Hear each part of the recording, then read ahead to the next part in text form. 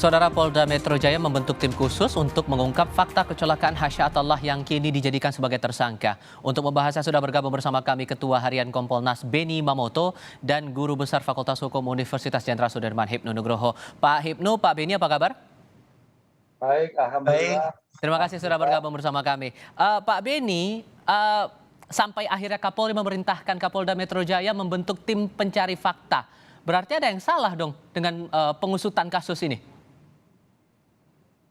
Ya, jadi setelah kasus ini menjadi atensi publik, kemudian berbagai macam berita yang simpang siur, memang perlu dilakukan beberapa langkah ya untuk supaya tidak kemudian kontraproduktif. Oleh sebab itu, tadi pagi Kapolda Metro mengundang pengawas eksternal, dalam hal ini Kompolnas, Komisi 3 DPR RI yang diwakili oleh Wakil Komisi 3, kemudian Ombudsman RI, kemudian juga mengundang dari pakar hukum pidana, kemudian pakar transportasi, kemudian juga dari Kakor Lantas, kemudian jajaran penyidik dari Dirlantas Polda Metro Jaya, untuk kita sama-sama membahas kasus ini. Jadi digelar oleh Dirlantas, kemudian masing-masing yang hadir memberikan tanggapan, masukan, kemudian saran-saran. Nah, jadi Pak Kapolda tadi juga ditanya pada saat press release, menyampaikan bahwa ini asistensi. Jadi yang diundang pihak terkait untuk mendapatkan masukan. Dan tadi sudah ada kesimpulan, kemudian beberapa rekomendasi dan rencana tidak lanjut. Di antaranya adalah akan dilakukan rekonstruksi ulang.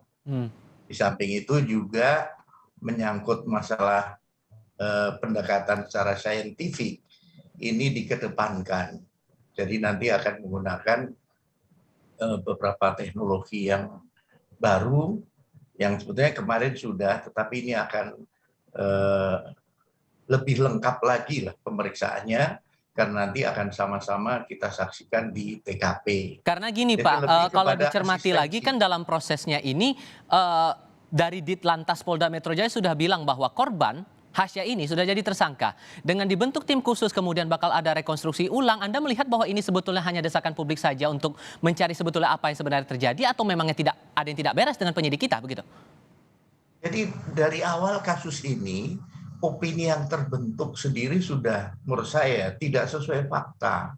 Kami sendiri dari Kompolnas, begitu kasus ini awal dulu mencuat di Oktober, kami sudah minta klarifikasi dan kami sudah pesenlah wanti-wanti agar hati-hati dalam menangani, karena ini sangat sensitif, di mana melibatkan pihak lain yang notabene pensiunan polisi.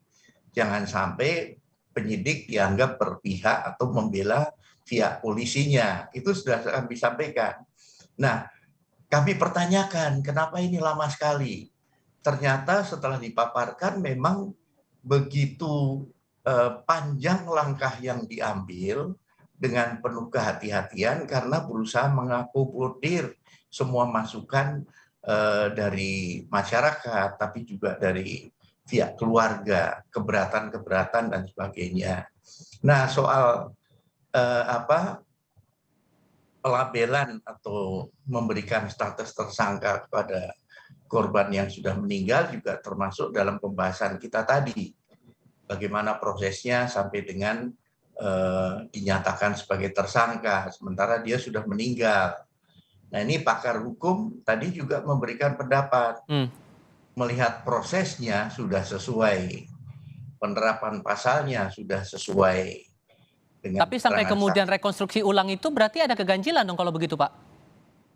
Ada masukan tadi bahwa ada luka, bukan luka, ada bekas di mobil ya, ada goresan di mobil, itu disarankan untuk dilakukan pemeriksaan secara saintifik. Adakah kaitannya itu dengan terserempet atau terbentur dengan motor, sehingga perlu dilakukan rekonstruksi ulang. Di samping itu untuk memastikan, karena ada dua keterangan saksi. Satu menyatakan bahwa si korban ini mengerem mendadak karena ada motor di depannya yang mau belok kanan. Oke. Yang saksi satunya mengatakan karena ada genangan air di depan sehingga dia mengerem mendadak. Oke. Ini kan perlu diklarifikasi. Kemudian ada lagi saksi mengatakan bahwa korban pakai helm. Baik. Tapi saksi lagi satunya mengatakan tidak pakai helm. Oke. Seperti itu. Oke, kalau begitu Pak Hipnu, Anda melihat kasus ini korban juga berstatus sebagai tersangka. Anda melihatnya ada yang aneh nggak dari kasus ini? Ya, jadi ini perkara ini sebetulnya kalau kita lihat hanya masalah segi formil. Segi formil artinya sebagai bentuk penentuan tersangka. Saya membaca di berbagai media itu sebetulnya adalah status. Status tersangka ini yang menjadikan label keluarga keberatan.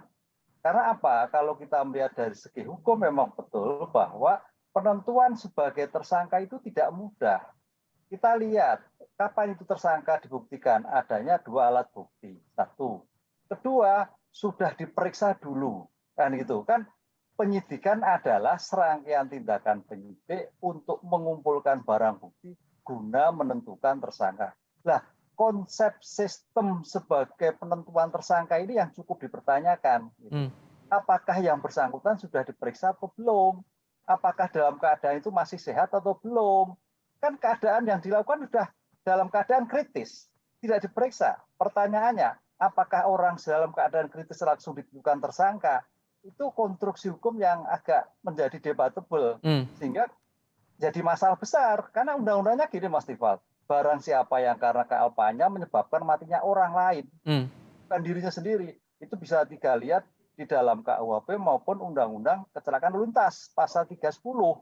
Ini yang menjadi masalah gitu. Sehingga saya kira kalau kasus ini lebih cepat itu sebetulnya hanya status sebagai tersangka itu adalah dicabut. Itu sudah clear itu. Oke, kalau kemudian ada proses rekonstruksi ulang yang dilakukan oleh tim untuk saat ini berarti yang kemarin-kemarin nggak beres dong proses penelusuran kasusnya?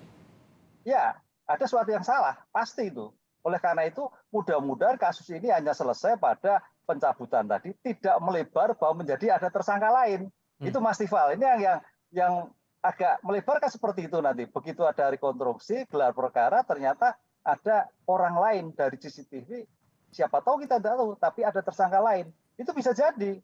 Tapi yang jadi masalah itu adalah status seseorang yang sudah meninggal menjadi tersangka. Itu yang menjadikan fokus di dalam keresahan oleh masyarakat. Oke, ada yang salah nih kata Pak Hipnu nih, Pak Beni gimana tuh?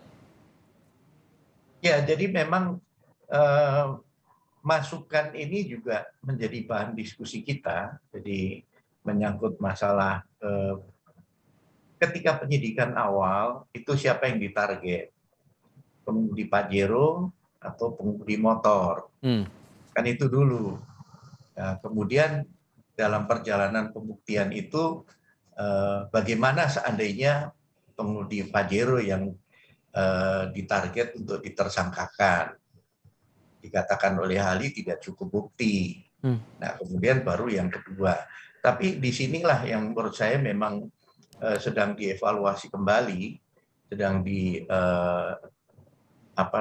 dalami kembali prosesnya, gelar perkaranya, bagaimana risalah gelarnya waktu itu, untuk nanti bisa dipastikan.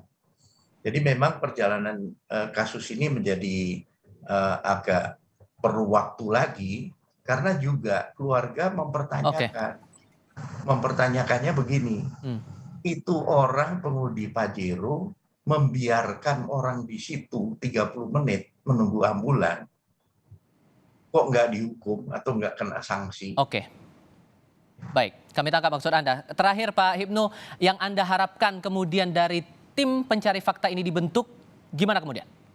Ya, yang diharapkan karena ini bukan suatu proses hukum bagi HS, harsa mahasiswa, makanya kalau bisa segera dicabut. Itu sudah clear.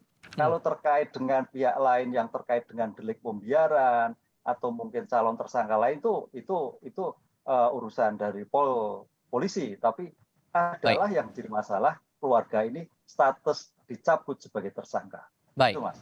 Baik, Pak Hipnu, terima kasih. Pak Beni Mamoto, mewakili Kompolnas juga terima kasih sudah bergabung bersama kami dalam diskusi kali ini. Sehat selalu untuk Anda berdua.